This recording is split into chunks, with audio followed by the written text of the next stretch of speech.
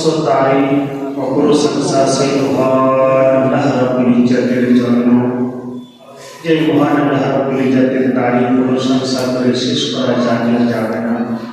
সারা জগৎবাসী যদি চেষ্টা করে যে মহান আল্লাহ রাব্বুল ইজ্জতের তারিফ প্রশংসা করে শেষ করে দেব, তো সারা পৃথিবীর মানুষ যদি আল্লাহ তাবারক ওয়া তাআলার তারিফ প্রশংসা করতে আরম্ভ করেন, আসমান এবং গাছের সমস্ত পাতাকে যদি বা খাতা রূপে ব্যবহার করা হয়, গাছের সমস্ত ডালকে যদি বা কলম রূপে ব্যবহার করা হয়, এবং যদি বা সমুদ্রের পানিকে কালো রূপে ব্যবহার করা হয়, যে সমুদ্রের পানি শেষ হয়ে যাবে, গাছের লতা পাতা আসমান শেষ হয়ে যাবে, গাছের ডাল শেষ হয়ে যাবে, আল্লাহর তারিফ শেষ হয় না, হবে না বলে শুনলাম। সেই মহান আল্লাহ রাব্বুল ইজ্জতের প্রশংসার পরে পরে হাবিবুল হাবিব আমিনাল্লাহ রহমাতুল্লাহ হাবিবের ইন্তেকাল, আকাই নামদার মদিনে তাজদার জনাব মুহাম্মদুর রাসূলুল্লাহ সাল্লাল্লাহু তাআলা আলাইহি ওয়াসাল্লাম ওয়া তাসলিমের বরদি ভক্তি ভরে উচ্চ স্বরে জোরে সোরে আকবার বলেন আলহামদুলিল্লাহ।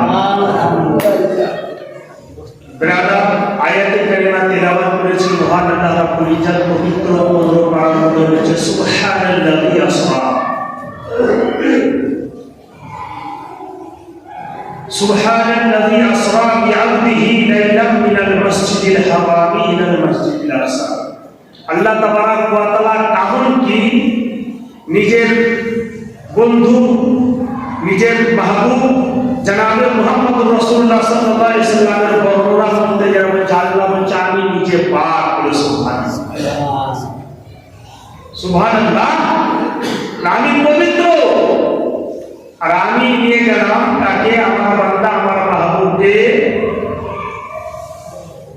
মসজিদে হারাম থেকে মসজিদে আকসা, বলে সুবহানাল্লাহ। যে ফিলিস্তিনে মসজিদে আকসা রয়েছে, মসজিদে হারাম মক্কা থেকে মসজিদে হারাম থেকে নিয়ে গেলাম মসজিদে আকসা পর্যন্ত, বলে সুবহানাল্লাহ। আর অনেক ঘটনা মিরাজ। আজকে রাজব মাসের 19 তারিখ, আর আগামী শনিবারের দিন পড়বে আপনার শুক্রবারের দিন, যা আগামী শুক্রবারের দিন যা রাত্রি হবে শাবে মিরাজের রাত্রি, বলে সুবহানাল্লাহ। কত যারা ইচ্ছা করবে আমি শাবে মিরাজের রোজা রাখবো, মনে রাখবেন আগামী শুক্রবার এবং শনিবার দুটো রোজা রাখবেন, শাবে মিরাজের রোজা। রাজব মাসে আপনি যত রোজা রাখবেন ততই আপনার নেকি বলেছিলাম তার আগে যে আপনি একটা রোজা করতে পারেন, আল্লাহ তাবারক ওয়া তাআলা এক মাসের সমতুল্য নেকি আপনার আমলনামাতে লিপিবদ্ধ করে দেওয়া হবে, বলে সুবহানাল্লাহ। দুই রোজা রাখেন তা আপনার জন্য 2 মাসের নেকি আপনার জন্য লিপিবদ্ধ করে দেওয়া হবে। আর যদি আপনি 8টা রোজা রাখেন, সুবহানাল্লাহ সুবহানাল্লাহ, 1 বছরের সমতুল্য নেকি আপনার আমলনামাতে লিপিবদ্ধ করে দেওয়া হবে, সুবহানাল্লাহ।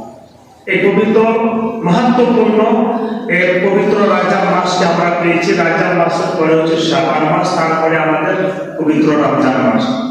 এই মাসে আল্লাহ তাবারক ওয়া তাআলা বিশ্ব নবী সরওয়ারে কাউন ওয়া মাকা জনাবে মুহাম্মদুর রাসূলুল্লাহ সাল্লাল্লাহু আলাইহি ওয়াসাল্লামকে রাতারাতি মসজিদে হারাম থেকে মসজিদে আকসা পর্যন্ত আল্লাহ নিয়ে গেলেন। কার মাধ্যম দিয়ে?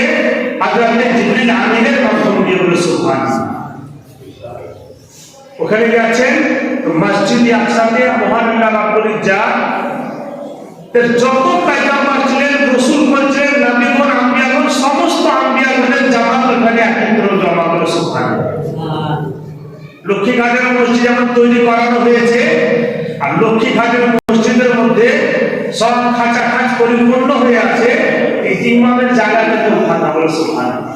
মসজিদে আকসার মধ্যে সমস্ত নবীগণ একত্রভাবে জমা হয়েছে, কিন্তু ইমামতের জায়গা ফাঁকা, বলে সুবহানাল্লাহ। সেই জায়গাতে যদি হযরত আদম আলাইহিস সালাতু ওয়াস তাসলিম প্রশ্ন করতে পারবেন যে দুনিয়ার মধ্যে সর্বপ্রথমে নবী হলাম আমি, ইমামতের হকদার আমি, আমাকে নামাজ পড়াইতে দাও, বলে সুবহানাল্লাহ। এত বড় প্রশ্ন করেননি। হযরত ইউসুফ আলাইহিস সালাতু ওয়াস তাসলিম বলতে পারবেন যে আল্লাহ তাবারক ওয়া তাআলা আমার হুসন, আমার সৌন্দর্য দুনিয়ার মধ্যে এত করে দিয়েছিলেন যে মহান আল্লাহ রাব্বুল ইজ্জত এত আমার হুসন, এত আমার সুরাতটা বানিয়েছিলেন যে আমার চেহারা দেখলে খিদা পর্যন্ত নিবারণ হয়ে যেত বলে সুবহানাল্লাহ। মানুষের খিদা লাগতো না। আমাকে দেখে মানুষ, মিশরের মেয়েরা নিজের হাত কাটতে কাটতে আঙুল কেটে দিয়েছে, তাও বুঝতে পারেনি আমার আঙুল কেটেছে বলে সুবহানাল্লাহ।